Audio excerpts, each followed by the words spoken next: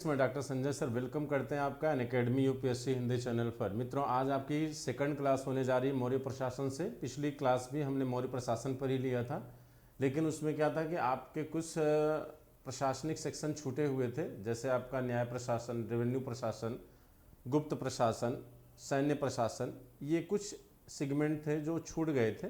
तो आज इसीलिए हम सेकंड क्लास उस पर लाए हैं। तो जो भी हमारे विद्यार्थी हैं वो जल्द से जल्द क्लास से जुड़ें। ठीक है बच्चों, आप अपनी संख्या बढ़ाइए, जल्द से जल्द जितने भी बच्चे हैं वो क्लास से जुड़ने की कोशिश करें।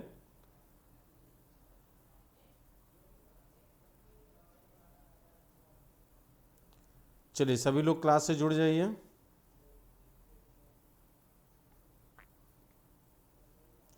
बहुत सही अंकित जी, आप लोग अपनी संख्या बढ़ा लीजिए, सभी लोगों को जोड़ दीजिए।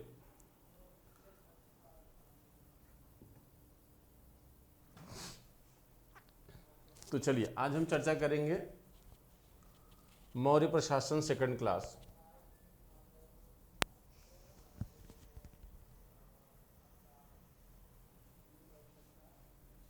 देखिए,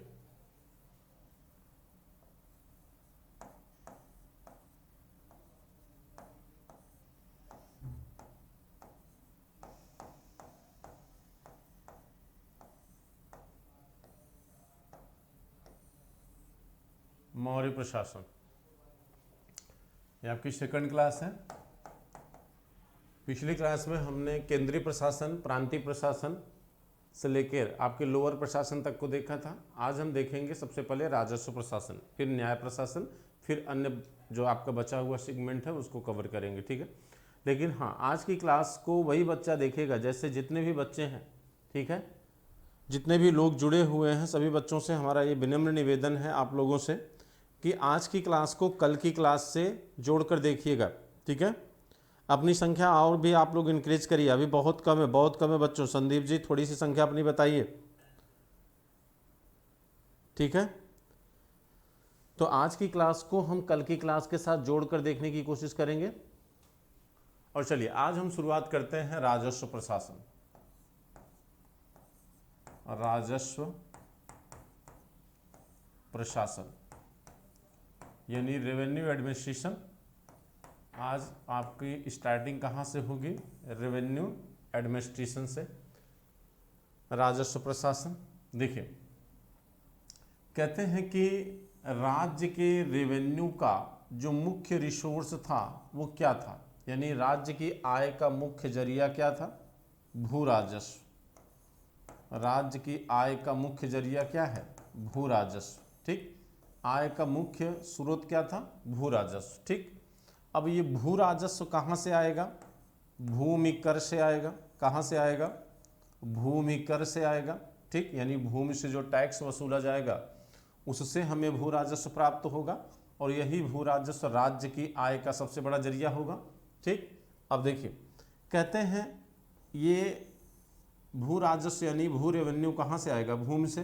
तो भूमि कितने प्रकार की थी या भूमि किसकी थी? मौर्य वंश में भूमि पर अधिकार किसका था? मौर्य वंश में भूमि पर अधिकार बच्चों राजा का भी था और आम जनता का भी था, यानी किसान का भी था।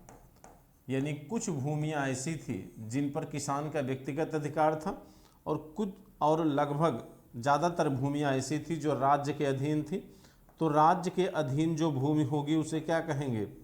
राजकीय भूमि। राज्य के अधीन जो भूमि होगी उसे हम कहेंगे राजकीय भूमि। ठीक है, और किसान के अधीन जो भूमि होगी वो किसान की भूमि कही जाएगी। अब देखिए, कहते हैं राजकीय भूमि जो है, राजकीय भूमि पर कौन सा अधिकारी नियुक्त होता था, यानी किस अधिकारी द्वारा इस भूमि पर रेवेन्यू का काम किया जाता था? तो सीता अध्यक्ष। सीता अध्यक्ष। ठीक, यानी इसका मतलब हुआ कि जो राजकीय भूमि थी उसे क्या कहा जाता था? सीता कहा जाता था, और इस भूमि का जो प्रमुख होता था उसे सीता अध्यक्ष कहा जाता था। ठीक, यहाँ तक क्लियर हुआ? हमारी बात आप लोगों को समझ में आ रही बच्चों? देखिए, हमने यहाँ पर कहा कि देखिए मौर्य वंश में रेवेन्यू का सबसे बड़ा रिसोर्सेस क्या है? भू राजस्व।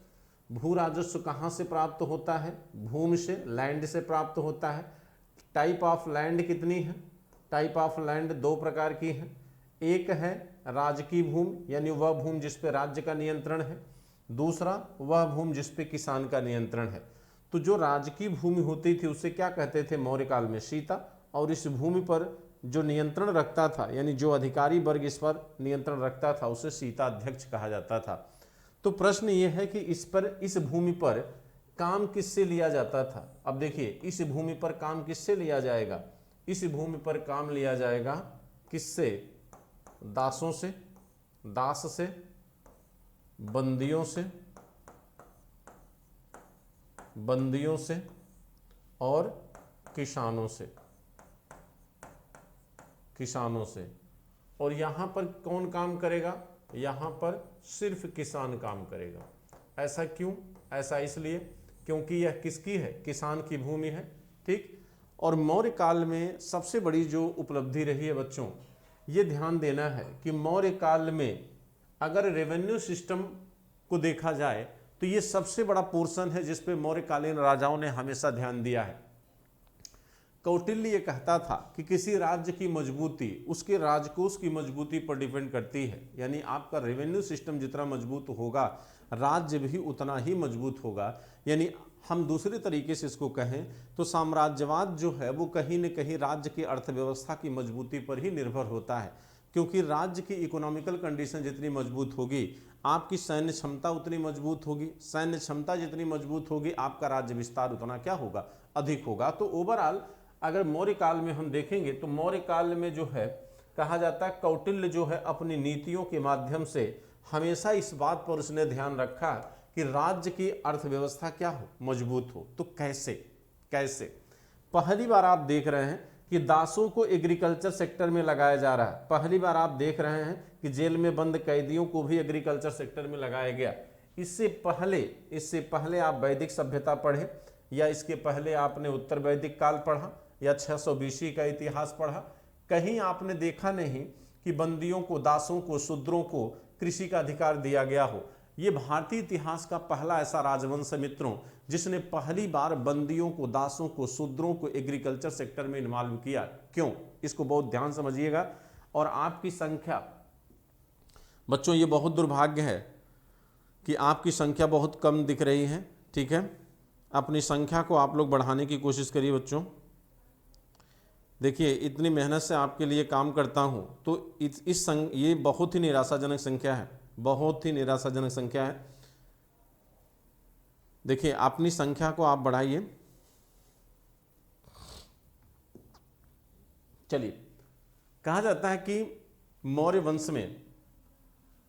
वंश पहला ऐसा वंश था जिसने मौर्य वंश में पहली बार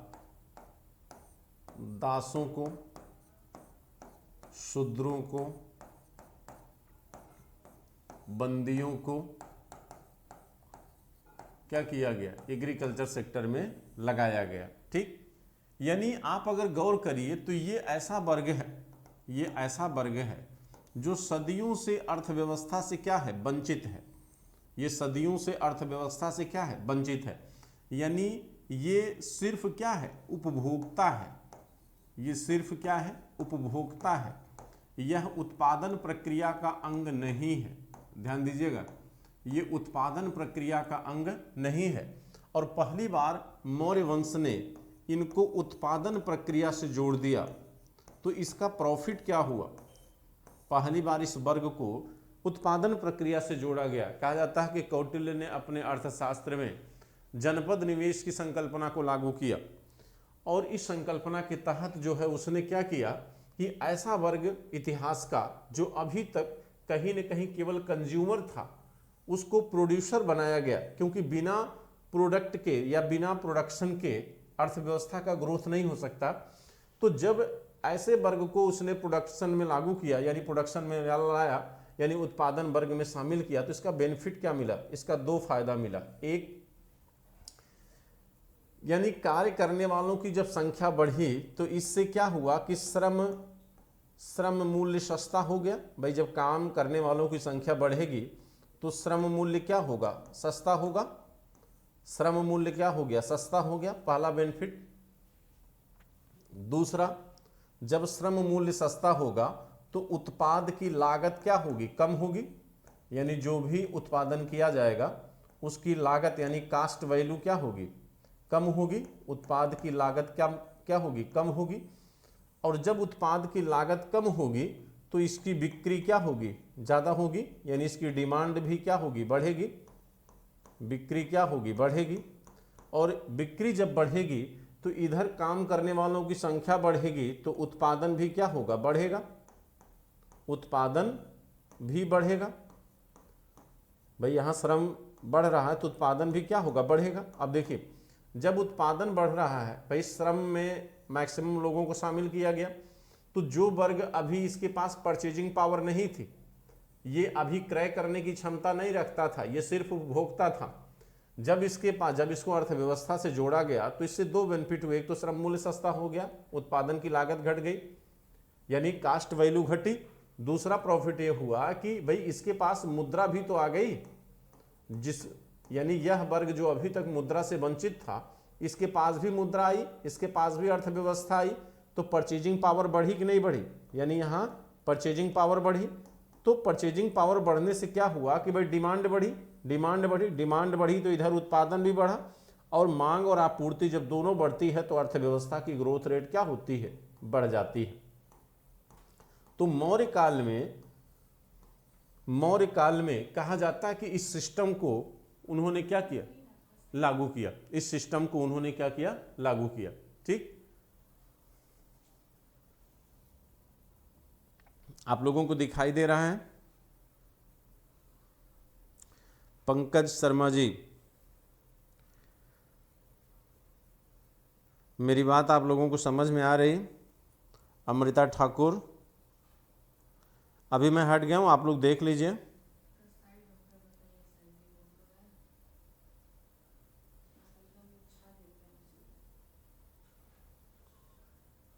ठीक है, मैं फिर से समझा देता हूं आप लोगों को। मैं फिर से आपको समझाता हूं। देखिए हमने यहां पर आपको बताया कि मौर्य वंश में पहली बार दासों को, शूद्रों को, बंदियों को उत्पादन से जोड़ा गया। यानी यह वर्ग अभी तक क्या था, वंचित था उत्पादन प्रक्रिया से। और जब इसे उत्पादन प्रक्रिया से जोड़ा गया तो इसका दो बेनिफिट हुआ। एक, सस्ता श्रम उपस्थित हुआ, यानी ऐसा श्रम यानी कार्य करने वाला ऐसा वर्ग जो कम मूल्य पर कार्य करने को तैयार था। दूसरा प्रॉफिट ये हुआ कि भाई जब श्रम हमारा सस्ता हो गया तो हमारी लागत क्या हुई, घटी। लागत घटी, लागत घटने से क्या हुआ, हमारा उत्पादन एक तरफ क्या हुआ, बढ़ा, उत्पादन बढ़ा। और दूसरा ये कि भाई यह वर्ग जब उत्पादन प्रक्रिया से जुड़ा तो इसके पास भी मुद्रा पहुंची। अब इसके पास मुद्रा पहुंचने से क्या हुआ, इसकी परचेजिंग पावर यानी क्रय करने की क्षमता बढ़ी। तो क्रय करने की क्षमता बढ़ी तो डिमांड क्या होगी, बढ़ेगी। और डिमांड बढ़ रहा है और इधर आपका उत्पादन भी बढ़ रहा है।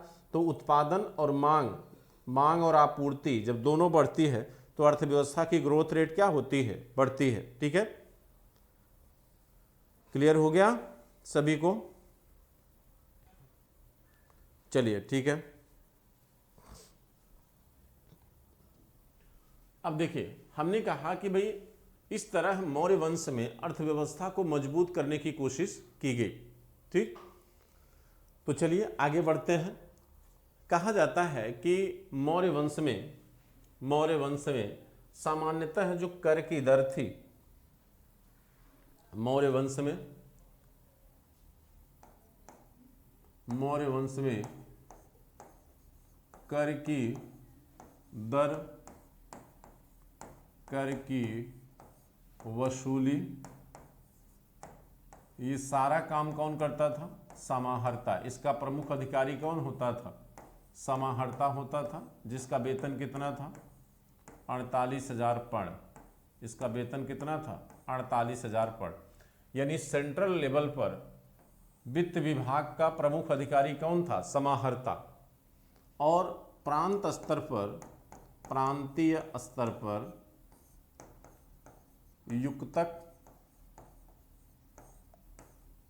युक्तक और गोप जो संग्रहण लेवल पर था, ये प्रांतीय स्तर पर भी रेवेन्यू वसूलता था। ठीक है, तो कहा जाता है कि मौर्य वंश में सबसे बड़ी बात यह थी कि जो कर की दर थी, कर की दर, सामान्यतः कर की दर कितनी थी 1/6, लेकिन मात्र एक स्थान है वो है लुम्बिनी, जहां कर की दर 1/8 की गई और यह उल्लेख हमें रुम्निदेयी अभिलेख में मिलता है। किस अभिलेख में? रुम्निदेयी अभिलेख में मिलता है। रुम्निदेयी अभिलेख बच्चों ये कहाँ पर है? ये लुम्बिनी में है और यहाँ पर अशोक जो है अपने शासन के 20वें वर्ष जाता है और 20वें वर्ष वहाँ पर इसने कर की दर को कम किया। तो उसका कारण क्या था? कारण ये था कि यहाँ पर चूंकि बुद्ध का क्या हुआ था? जन्म हुआ था और अशोक जो है बौद्ध धर्मावलंबी शासक था, तो यहाँ पर इसीलिए उसने कर की दर में क्या कर दिया था? कमी कर दिया। लेकिन सामान्य कर की दर कितनी थी? 1/6। मेगास्थनीज इसे 1/4 बताता है। मेगास्थनीज के अनुसार कितना है? 1/4।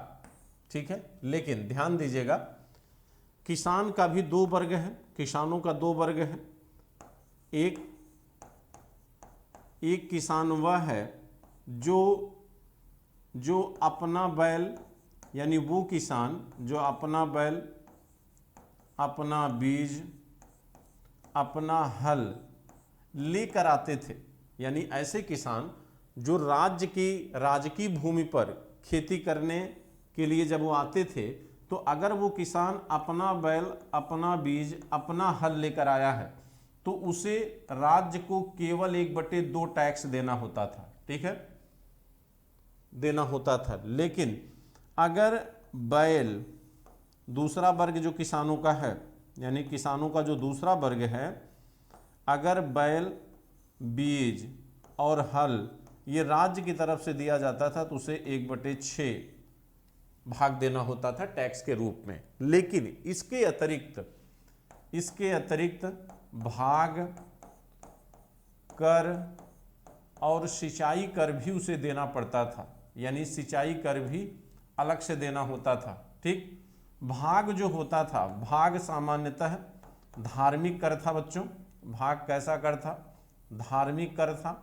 और जो टैक्स, जो कर है, कर ये सामयिक कर था, यानी हमेशा दिया जाने वाला नहीं था, ये कर किसी ओकेजन विशेष पर लगाया जाता था।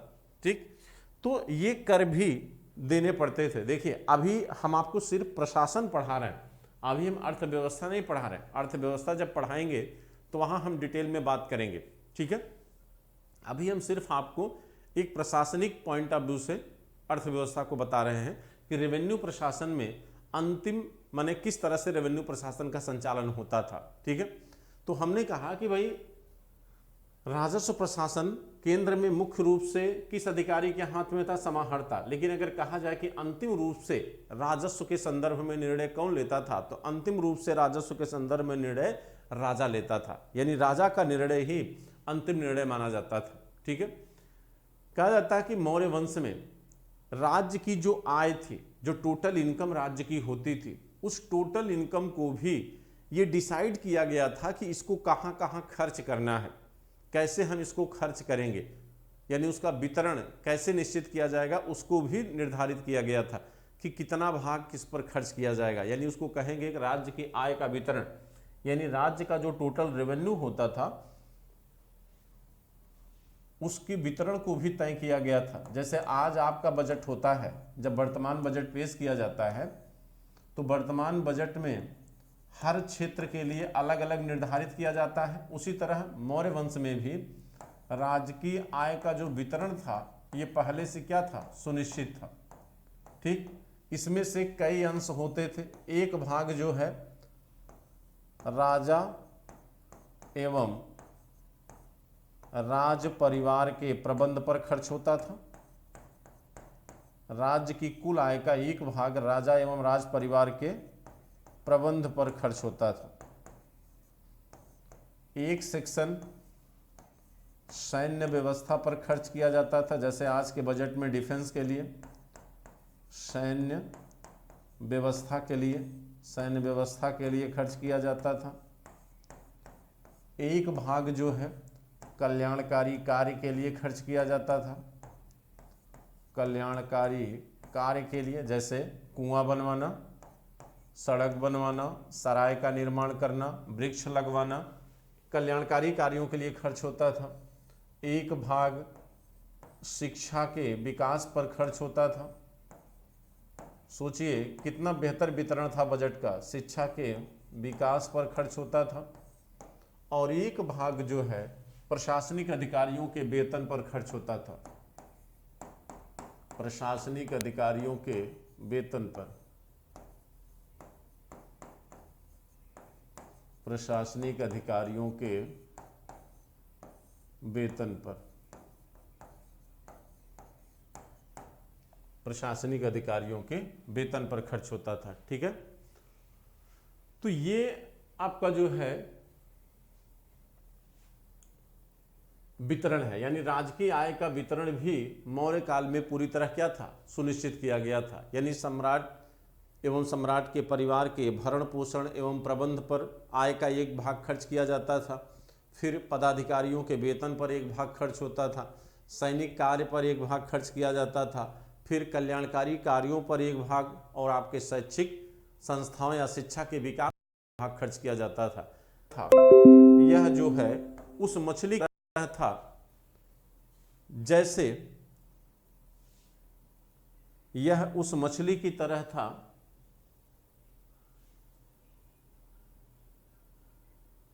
बच्चों। क्लास में कोई प्रॉब्लम है?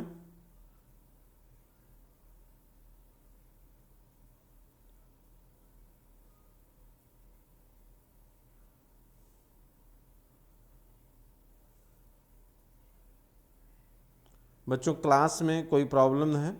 मेरी आवाज़ आप तक जा रही है?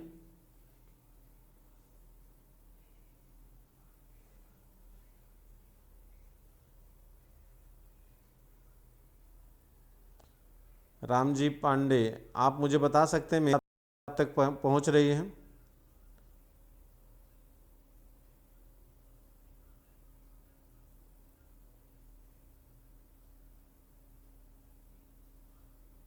स्वाति जी, आवाज़ हमारी पहुंच रही है आप तक? क्लास में कोई प्रॉब्लम है?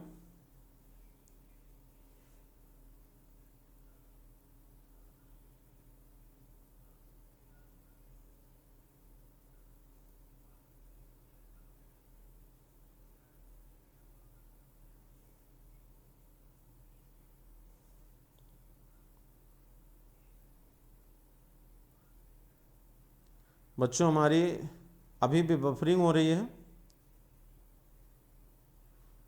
अच्छा, नेटवर्क प्रॉब्लम आ रही है।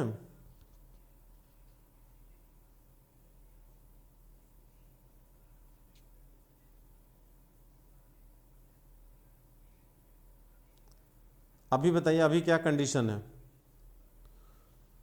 अंकुर दीक्षित, अभी बताएं कि अभी नेट सही चल रहा है?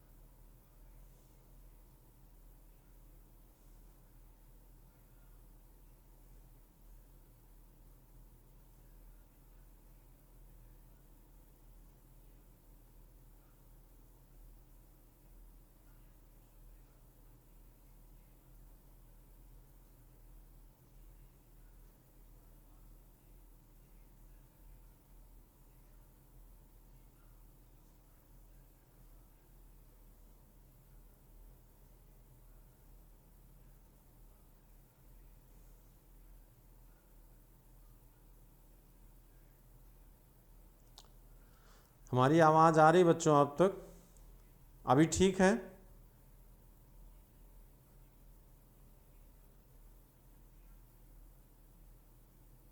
चलिए, ओके ओके, ठीक है।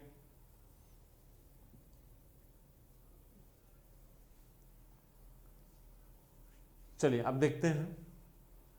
कहा जाता है कि मौर्य वंश में भी रेवेन्यू भ्रष्टाचार का उल्लेख मिलता है। इसकी जानकारी हमको कहाँ से मिलती है? कौटिल्य के अर्थशास्त्र से। कौटिल्य के अर्थशास्त्र में ये कहा गया है कि युक्तक जो एक राजस्व अधिकारी था, इसके बारे में वहाँ कहा गया है कि यह उस मछली के समान था कि जैसे मछली जो है पानी में रहते हुए पानी के ऑक्सीजन को तो ले लेती है, यानी पानी का यूज कर लेती, लेकिन पता नहीं चलता है। उसी तरह यह भी इस तरह से भ्रष्टाचार करता था जिसकी जानकारी नहीं हो पाती थी। लेकिन कहा जाता था कि भ्रष्ट अधिकारी को दंड देने का कठोर प्रावधान मौर्य वंश में किया गया था। ठीक है, यानी प्रशासनिक तंत्र को बेहतर बनाने के लिए कठोर प्रावधान किए गए थे। बच्चों अभी कोई प्रॉब्लम तो नहीं है, सभी चीज सब ओके है?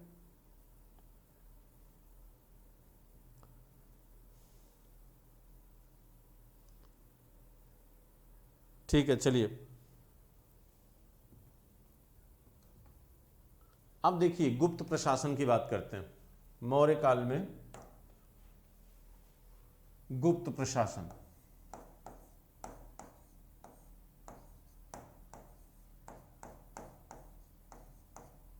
देखिए कहा जाता है कि मौर्य काल में गुप्तचर व्यवस्था बहुत सुदृढ़ थी। ठीक है, और गुप्तचर व्यवस्था को इसकी तुलना धर्मनियों से की गई है। कहा जाता है कि गुप्तचर व्यवस्था को जितने भी शक्तिशाली शासक हैं हमेशा उन्होंने इस व्यवस्था को सुदृढ़ बनाने का प्रयास किया है।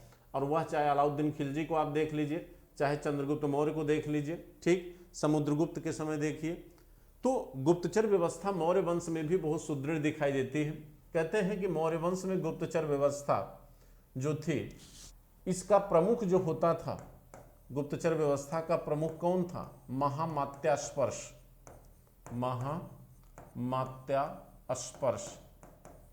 महामात्यास्पर्श, यह गुप्तचर व्यवस्था का क्या था? प्रमुख था। ठीक, और मौर्य काल में गुप्तचर को क्या कहा गया है? मौर्य काल में गुप्तचर को गूढ़ पुरुष कहा गया है। क्या कहते हैं इसको? गूढ़ पुरुष कहते हैं। गुप्तचर को मौर्य काल में क्या कहा गया है? गूढ़ पुरुष कहा गया है। ठीक है, दूसरा कहते हैं यूनानी से क्या कहते हैं? यूनानी गुप्तचर को क्या बोलते हैं मौर्य काल में? मेगास्थनीज इसको ओवरशियर्स कहता है, ओवरशियर्स। स्ट्रैबो भी यही कहता है इसको, ओवरशियर्स। अगर आपसे पूछा जाए कि यूनानी भाषा में गुप्तचर को क्या कहा गया है, तो आप क्या बताएंगे? ओवरशियर्स कहेंगे। ठीक है, यूनानी भाषा में गुप्तचर को क्या कहते हैं? ओवरशियर्स कहते हैं।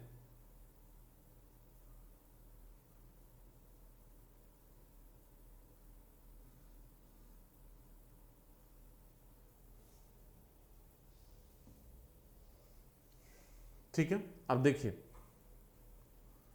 कहते हैं कि मौर्य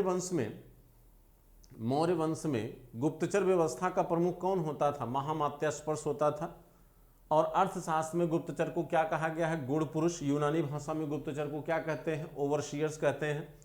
कहते हैं कि गुप्त काल में इस व्यवस्था के तहत महिला एवं पुरुष दोनों शामिल थे। गुप्तचर व्यवस्था में महिला एवं पुरुष दोनों को शामिल किया गया था। गुप्तचर व्यवस्था में महिला एवं पुरुष दोनों को शामिल किया गया था बच्चों। और कहते हैं कि यहाँ गुप्तचर के प्रकार भी बताया गया है कि गुप्तचर के कितने प्रकार होते थे। गुप्तचर दो प्रकार के होते थे। एक अस्थाई गुप्तचर जिसे संस्था कहा गया है। गुप्तचर के दो प्रकार थे, संस्था और संचरा। संस्था और संचरा। संस्था क्या होते थे? जो अस्थाई गुप्तचर थे। अस्थाई गुप्तचर को संस्था कहते हैं। और भ्रमणशील जो होते थे, भ्रमणशील जो घूम घूम कर, भ्रमणशील गुप्तचर को संचरा कहा गया है। भ्रमणशील गुप्तचर को संचरा कहा गया है। भ्रमणशील गुप्तचर को क्या कहा गया है? संचरा कहा गया है। ठीक है, तो ये देखिए कहने का मतलब है कि कुछ ऐसे गुप्तचर होते थे जो घूम घूम कर सूचनाओं को एकत्र करके राजा तक पहुंचाते थे, और जो एक स्थान पर रहकर गुप्तचरी का काम करते थे उनको संस्था कहा जाता था। कहा जाता कि मौर्य काल में गुप्तचर व्यवस्था को मजबूत करने के लिए जितने भी सन्यासी प्रवृत्ति के लोग थे, या महिलाएं थी, या भिक्षा मांगने वाले लोग थे, सबको गुप्तचर के रूप में उपयोग किया गया है। ठीक है, यानी कहीं न कहीं जैसे वर्तमान में आप अगर देखें तो वर्तमान प्रशासन भी कुछ ऐसे लोगों को, कुछ ऐसे दुकानदारों को या कुछ ऐसे खुदरा बाजार के लोगों को उपयोग करता है अपनी सूचना यानी सूचना देने के लिए, जिसको आम आदमी पहचान नहीं सकता कि ये मुखबिर है या गुप्तचर है। ठीक, पुलिस प्रशासन भी इस तरह की व्यवस्था को अपनाता है। तो यहाँ मौर्य प्रशासन में हमें इस तरह की गुप्तचर व्यवस्था दिखाई देती है। ठीक, कहा जाता है कि चंद्रगुप्त ने स्वयं कहा था कि हम किसी भी स्थान पे हों, यमन यहाँ तक उसने कहा था कि अगर हम अंतः कक्ष में भी हों तो हमसे कोई भी व्यक्ति, कोई भी हमारा जो संदेशवाहक यानी प्रतिवेदक माने भी गुप्तचर होता है। प्रतिवेदक माने वैसे संदेशवाहक कहिए, दोनों में थोड़ा सा अंतर है। प्रतिवेदक माने होता है बच्चों संदेशवाहक,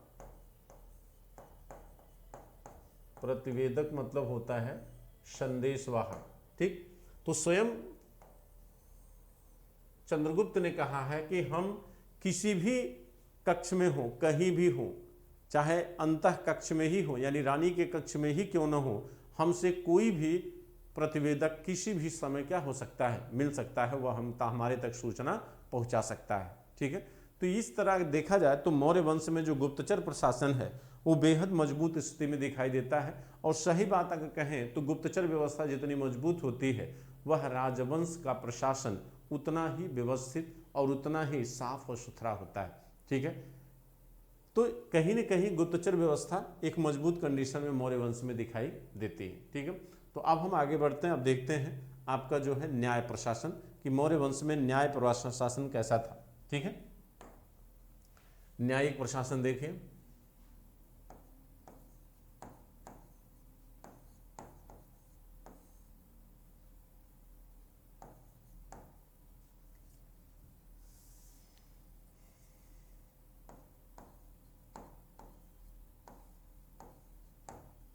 देखिए न्याय प्रशासन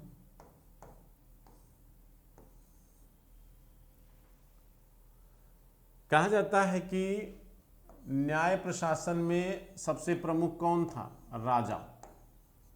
राजा का निर्णय ही अंतिम निर्णय था। आप इसको मुख्य न्यायाधीश कह सकते हो, आप इसको मुख्य न्यायाधीश कह सकते हैं। लेकिन फिर भी मौर्य वंश में पहली बार न्याय व्यवस्था का सुव्यवस्थित स्पष्ट उल्लेख दिखाई देता है। ठीक है, कहते हैं मौर्य वंश में ही पहली बार न्यायिक विभाग को क्या किया गया? विभाजित किया गया। और मौर्य वंश में दो प्रकार के हमको न्यायालय दिखाई देते हैं। देखिए, कहा जाता है कि मौर्य वंश में पहली बार दो प्रकार के न्यायालयों का स्पष्ट प्रमाण मिलता है। पहला न्यायालय है धर्मस्थीय न्यायालय। धर्मस्थीय न्यायालय, ठीक, इसका मतलब है कि यह न्यायालय क्या करता था? ये इसे हम दीवानी न्यायालय कह सकते हैं। वर्तमान का कौन सा न्यायालय? दीवानी न्यायालय कह सकते हैं। यह आपके राजस्व संबंधी मुद्दों पर सुनवाई करता था। राजस्व के संबंध में सुनवाई करता था। यानी कहने का मतलब है कि धन के लेन देन से जो जुड़ा हुआ मसला होता था या मुद्दा होता था, उसकी सुनवाई कहाँ होती थी? धर्मस्थी न्यायालय में होती थी। ठीक है, और दूसरा जो न्यायालय है वह कंटक शोधन न्यायालय है। कौन सा न्यायालय? कंटक शोधन न्यायालय। कंटक शोधन न्यायालय दूसरा न्यायालय है आपका कंटक शोधन न्यायालय। कंटक शोधन न्यायालय को कहा जाता है, इसको वर्तमान की आप क्रिमिनल कोर्ट कह सकते हो। वर्तमान की क्रिमिनल कोर्ट, वर्तमान की जो क्रिमिनल कोर्ट है उसे आप कह सकते हैं। यहाँ पर जो है आपके हिंसा से जुड़े मुद्दे की सुनवाई होती थी। हिंसा संबंधी विषयों की सुनवाई, हिंसा संबंधी विषयों की सुनवाई, हिंसा संबंधी विषयों की यहाँ पर सुनवाई होती थी। ठीक, अब देखिए कहा जाता है तीनों माने दोनों न्यायालयों में तीन तीन न्यायाधीश होते थे, 3 न्यायाधीश यहां पर होते थे और 3 न्यायाधीश यहां पर होते थे, 3 न्यायाधीश यहां पर होते थे। ठीक है। अब देखिए, कहते मौर्य वंश में ऐसा नहीं था कि किसी भी व्यक्ति को न्यायिक पद दे दिया जाता था। ठीक है। न्यायिक पद उसी व्यक्ति को दिया जाता था जो व्यक्ति धमोपदा शुद्ध परीक्षा, कौन सी परीक्षा?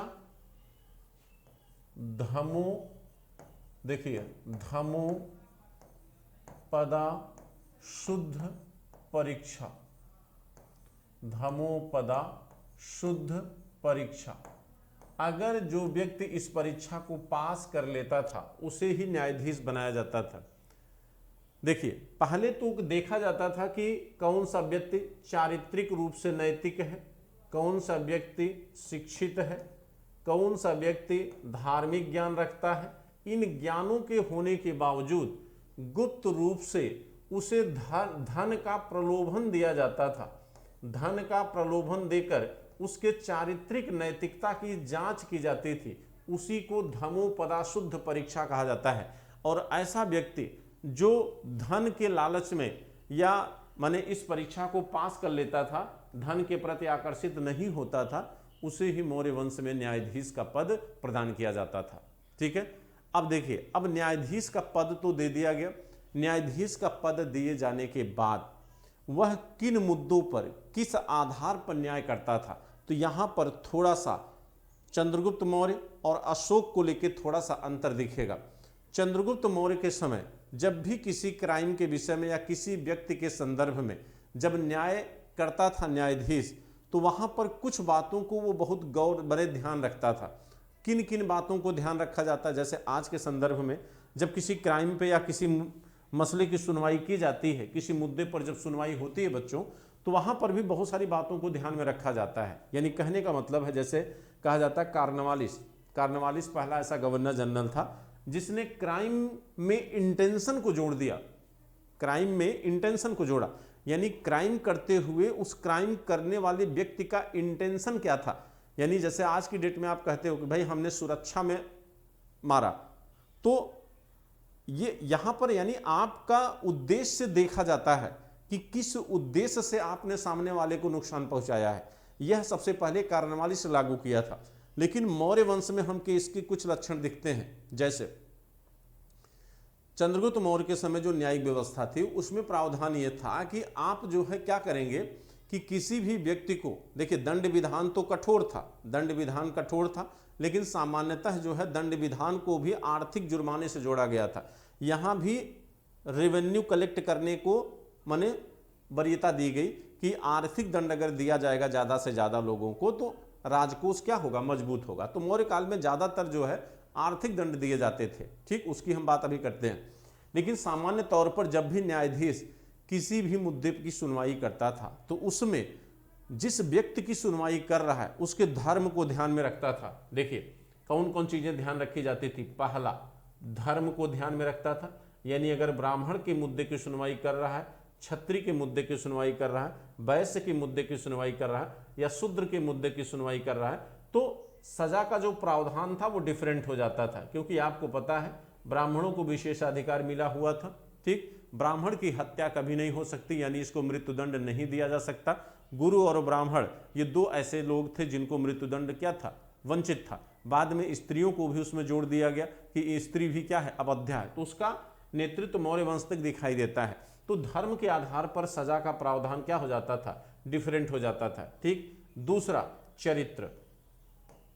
चरित्र, अगर आप हमेशा से नैतिक चरित्र वाले व्यक्ति रहे हैं और आपसे कोई अकारण कोई ऐसी घटना हो गई तो वहां पर न्यायाधीश आपके प्रति कहीं न कहीं उदारता दिखाने की कोशिश करता था। ठीक, दूसरा आपका व्यवहार। व्यवहार व्यवहार भी आपके न्याय का एक आधार होता था। भाई अगर आप हमेशा इस तरह से बने रहे हैं कि हमेशा मार झगड़े या हिंसा जैसी गतिविधियों में अगर आप शामिल रहे हैं तो ये भी एक सुनवाई का क्या होता था, आधार होता था। तो इन मुद्दों के आधार पर सुनवाई होती थी। लेकिन इसका मतलब हुआ कि यहाँ दंड की समता और व्यवहार की समता का सिद्धांत लागू नहीं है। लेकिन जब अशोक आया तो अशोक ने क्या किया, अशोक जो है न्याय व्यवस्था में दंड एवं व्यवहार की समता का सिद्धांत लागू करता है। दंड एवं व्यवहार की समता का सिद्धांत लागू किया। दंड एवं व्यवहार की समता का सिद्धांत,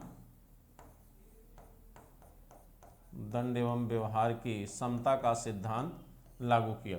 ठीक है, तो इसका मतलब हुआ कि अशोक के समय जो है ब्राह्मणों का विशेषाधिकार क्या हो जाता है, समाप्त हो जाता है। ठीक, अभी हम अशोक के संदर्भ में अलग से बातें करेंगे कि अशोक ने अपने समय किन किन प्रावधानों को लागू किया, क्या अंतर दिखता है चंद्रगुप्त मौर्य से अशोक के समय प्रशासन में। ठीक है, तो यहां पर हमने कहा कि भाई न्याय करते समय इन बातों पर ध्यान रखा जाता था। अब देखिए बात आती है दंड की, चलो सुनवाई कर लिए तो अब दंड की बात करते हैं।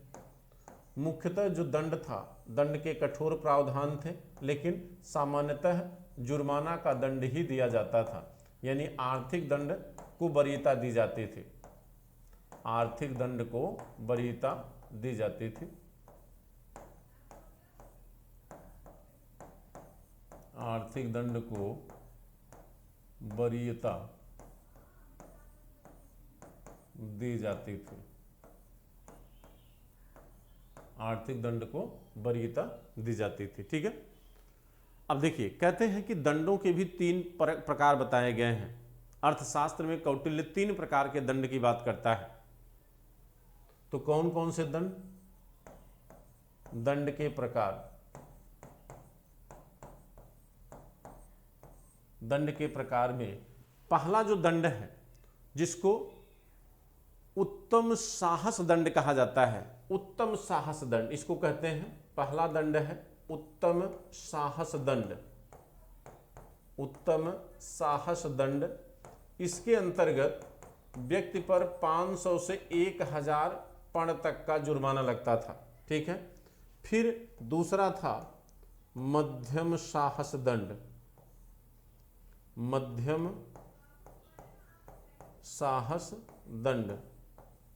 तीसरा है निम्न साहस दंड। इसको एक नाम से और जानते हैं, जो आपका ये नीचे वाला है दिखाई दे रहा आप लोगों को, इसको पूर्व साहस दंड भी कहते हैं।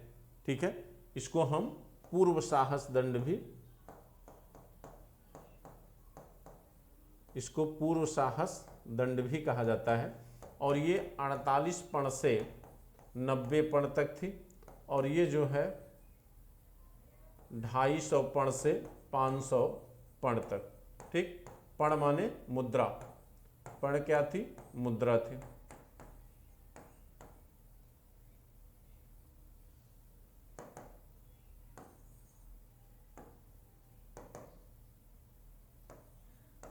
पण अभी जब आपको अर्थव्यवस्था पढ़ाएंगे तो अर्थव्यवस्था में आपको सारी चीजें बताएंगे, मुद्रा प्रशासन, भूमि के प्रकार, टैक्स के प्रकार, टाइप ऑफ टैक्सेस कितने हैं। ठीक है, वहां पर डिटेल में चर्चा होगी। यहां पर अभी हम एक सामान्य चर्चा आपको कर दे रहे हैं। ठीक है, तो मौर्य काल में ये दंड के प्रकार थे, लेकिन इसका ये मतलब नहीं है कि दंड माने मृत्युदंड नहीं था। मृत्युदंड का प्रावधान भी था। ठीक, अंग प्रत्यंग आपके नष्ट करने का प्रावधान भी था, कोड़े मारने का भी प्रावधान था, ये भी सजा के प्रावधान उस समय उपस्थित थे। ठीक है, ये आपका रहा न्याय व्यवस्था। ठीक, अब हम बढ़ते हैं किधर, सैन्य प्रशासन की तरफ। ठीक है, आपका सैन्य प्रशासन।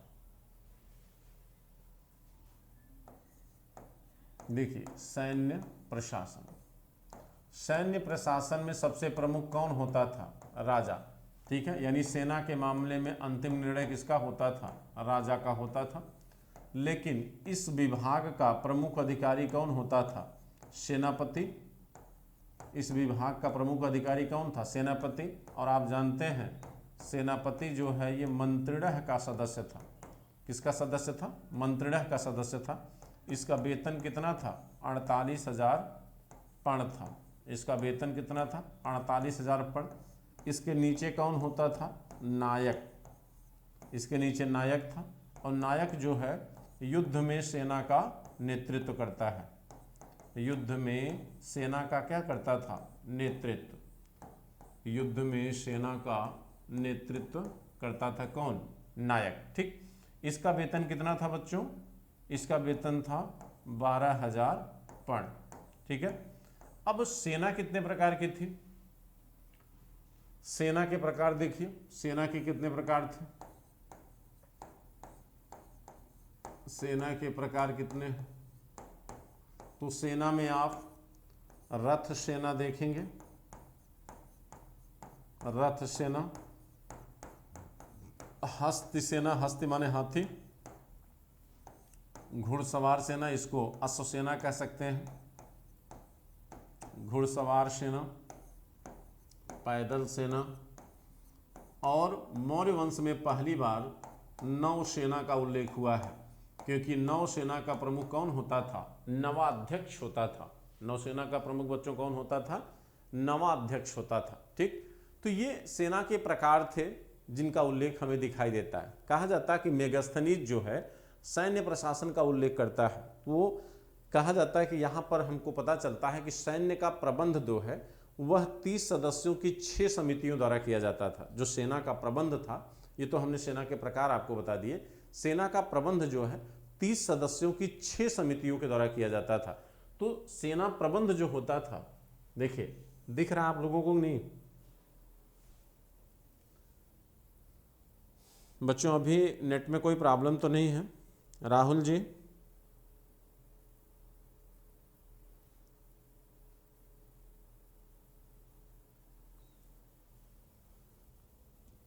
ठीक है। देखिए, हमने कहा सेना का प्रबंध किससे होता था? 6 समितियों के द्वारा होता था। सेना का प्रबंध, सेना का प्रबंध 6 समितियों से किया जाता था, 6 समितियां किया जाता था। अब देखिए, जब हम यहाँ लिखेंगे नंबर 1, तो इसका मतलब हुआ प्रथम समिति। ठीक, ध्यान समझिएगा। हम देखिए यहाँ पर चाहे ये लिखिए प्रथम समिति, चाहे नंबर 1 अगर डाल रहे हैं तो उसका मतलब वही है। ठीक है, तो इसका ये मतलब हुआ कि प्रथम समिति किसका प्रबंध करती थी। ठीक है, तो उस माने इस सब्जेक्ट हम लिखते जाएंगे तो इसका मतलब हुआ प्रथम समिति जल सेना की व्यवस्था करती थी, या इस तरह से जिसका जिसका होता जाएगा। ठीक, तो प्रथम समिति का काम क्या होता था? जल सेना का प्रबंधन। प्रथम समिति का काम क्या था? जल सेना का प्रबंध करना, जल सेना का प्रबंधन। दूसरी समिति क्या करती थी? रसद, रसद जानते हैं? रसद का प्रबंधन करना। देखिए, किसी भी युद्ध में रसद का प्रबंधन होना बेहद जरूरी होता है। कहा जाता पानीपत का तृतीय युद्ध मराठे इसीलिए हार गए क्योंकि उनके पास एक सुदृढ़ रसद व्यवस्था नहीं थी। अहमद शाह अब्दाली ने रसद व्यवस्था को ही क्या किया था? ब्लॉक कर दिया था, जिसकी वजह से वो कहीं न कहीं हारने के और भी कारण थे, लेकिन उसमें से एक कारण यह था। ठीक, थर्ड जो है आपकी पैदल सेना का प्रबंध है। तृतीय समिति जो है वो पैदल सेना का प्रबंध करती है। तृतीय समिति पैदल सेना का प्रबंधन। चतुर्थ समिति जो है अश्वसेना का प्रबंधन करती थी, अश्वसेना का प्रबंधन। और पांचवी समिति जो है हस्ती सेना, हस्ती सेना का प्रबंधन, हस्ती सेना का प्रबंधन। और छठी समिति रथ सेना का प्रबंधन, रथ सेना का प्रबंधन। ये 6 समितियों के द्वारा सेना का क्या होता था? प्रबंधन किया जाता था। ठीक है, यानी सैन्य प्रबंधन जो है 6 समितियों के द्वारा संचालित होता था। प्रत्येक समिति में 5 सदस्य होते थे। टोटल सदस्य कितने हो गए? 30। ठीक है, तो इस तरह जो है सेना का प्रबंध मौर्य वंश में दिखाई देता है। ठीक है, ओवरऑल देखिए नौसेना की बात आई तो नौसेना का अलग विभाग था। इसका अध्यक्ष कौन था? नवाध्यक्ष।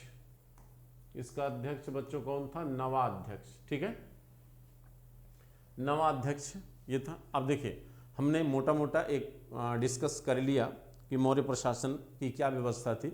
अब हम थोड़ा सा आपको बताना चाहते हैं कि अशोक ने इसमें क्या चेंजेस किया, ठीक, क्या परिवर्तन लाया अशोक ने। ठीक है, देखिए जहां तक बात अशोक और चंद्रगुप्त मौर्य की है तो दोनों ने कहीं न कहीं राज्य के कल्याणकारी स्वरूप को ही अपनाया।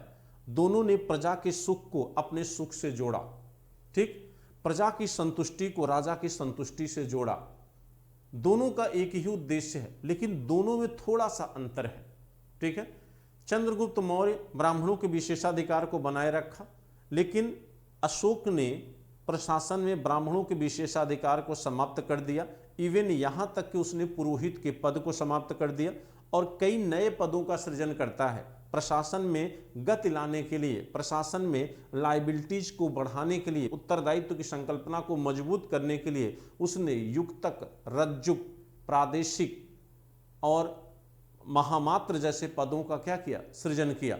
ठीक है, तो कहा जाता पुरोहित के पद को उसने एक तरफ क्या किया, समाप्त किया, तो नए पदों का उसने सृजन भी किया।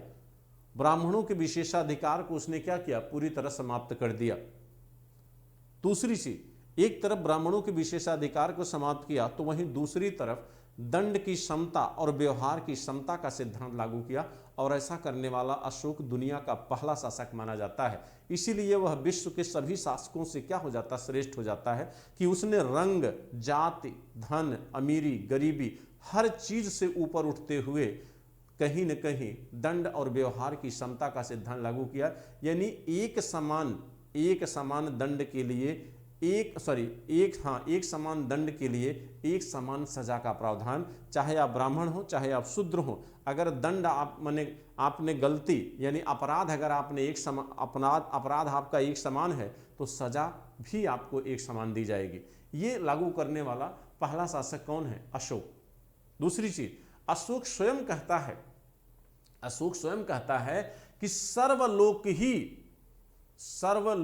यानी सर्वलोक माने सबका, सर्वलोक। यहां वो अपने राज्य की बात नहीं करता है, वो अपने राज्य की बात नहीं कर रहा, वो कह रहा है कि सर्वलोक का हित ही मेरा कर्तव्य है। सर्वलोक के हित की बात करता है वो, यानी उसकी विचारधारा जो है वो कहीं भी अन्य राजाओं से क्या है, बृहद है।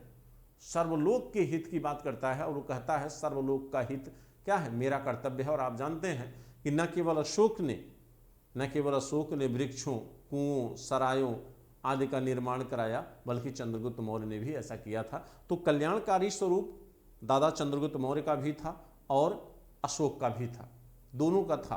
ठीक है, कहा जाता है कि जब चंद्रगुप्त मौर्य के समय था तो वहां पर जो है मंत्रिपरिषद शब्द आता है, लेकिन अशोक के समय मंत्रिपरिषद को परिषा कहा गया है, तो ये ध्यान रखिएगा। और दूसरी चीज, मौर्य वंश में अशोक ने प्रशासन में योग्यता को कहीं न कहीं ज़्यादा महत्व दिया। महत्व तो चंद्रगुप्त मौर्य ने भी दिया था, लेकिन उससे कहीं ज़्यादा महत्व अशोक ने प्रशासन में योग्यता को रखा। और जहाँ तक सेना के विघटन की बात आती है, अशोक ने सेना का विघटन नहीं किया था। तो एक उदाहरण अशोक ने प्रस्तुत किया आने वाले राजाओं के लिए, लेकिन आने वाले राजाओं ने कहीं न कहीं अपने राजनैतिक कारणों की वजह से अशोक के इस प्रशासन के सिद्धांत को स्वीकार नहीं कर सके। ठीक है, तो उसका क्या कारण था, मेंस का टॉपिक है, मेंस में डिस्कस किया जाएगा। ऐसा क्यों हुआ कि अशोक के इस सिद्धांत को आने वाले राजाओं ने क्यों अनुसरण नहीं किया। ठीक, विश्व इतिहास में भी इस तरह के उदाहरण दिखाई नहीं देते हैं।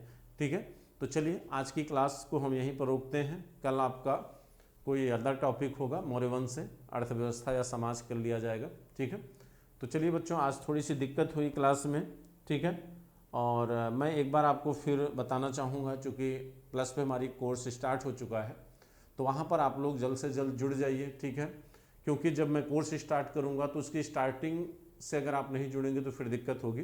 ठीक है, तो आपको हमने बार बार बताया है कि वहाँ पर अगर आप हमको सर्च करते हैं प्लस कोर्स पर, तो वहाँ पर अगर हमारे रेफरल कोड के थ्रू जाएंगे तो रेफरल कोड हमारा आप जान ही रहे हैं। ठीक है, वहाँ पर रेफरल कोड हमारा है SKY लाइव। ठीक है, इस रेफरल कोड के थ्रू अगर आप एडमिशन लेते हैं तो आपको 10% की छूट मिलेगी। ठीक, और मुझे उम्मीद है आप ज़रूर जाएंगे वहाँ पे, जुड़ेंगे। ठीक है, क्योंकि अभी जो हमारा आपका जुड़ाव है वो आपके सफलता के लिए पर्याप्त नहीं है। ठीक है, ठीक, तो कल मिलते हैं फिर। ठीक है बच्चों, आज थोड़ी सी नेट की प्रॉब्लम रही है, लेकिन ये रेगुलर नहीं होगी, सही हो जाएगी। इसमें कोई प्रॉब्लम ऐसे अटेंडम में आई होगी ठीक है। तो स्वाति जी, अजय जी, बहुत सारे बच्चे हैं। अशिकांत, ठीक है, अलेक्स राज, सौरभ सक्सेना जी, अनवी सिंह जी, आपको क्लास समझ में आई बेटा? प्रिया प्रजापति, रामजी पांडे, विपिन कुमार, आप सब तो रेगुलर वाले बच्चे हो।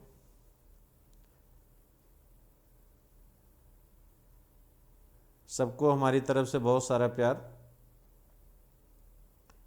देखिए वहाँ पर आप अगर देखिए अभी से आप जुड़ोगे तो साल और 2 साल का कोर्स होता है और पूरा एकदम कंप्लीट तैयारी होती है बच्चों वहाँ पे, ठीक है।